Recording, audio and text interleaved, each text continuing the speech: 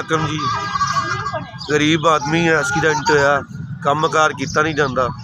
आ माँ मेरी बेवा है, मेरा एक्सीडेंट होया लंघन लगे कई डब्बा वजह से ऑपरेशन होया लत्त दा, काम कार किया नहीं जाता। प्यो मेरा फौत होया, काम कार कोई नहीं किया जाता। माँ मेरी लोगों घर काम करती, साढ़े घर की रोटी टुरदी है, दवाई लियाई जाती है, ना काम कार किया जाता।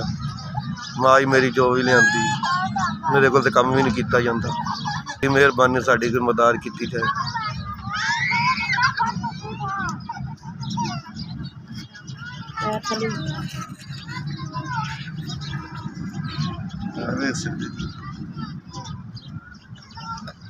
सलाम अलैकुम। मेरा बच्चा मेरी गल से मेरा कमान वाला कोई नहीं, मैं बेवा हैगी, ठीक है।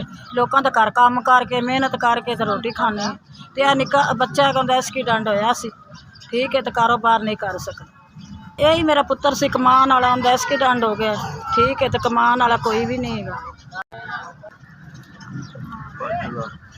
5000 SVS अल्लाह पाक तुहानू कामयाबियां देवे। तुसीं 5000 रुपया साड़ी मदद की है।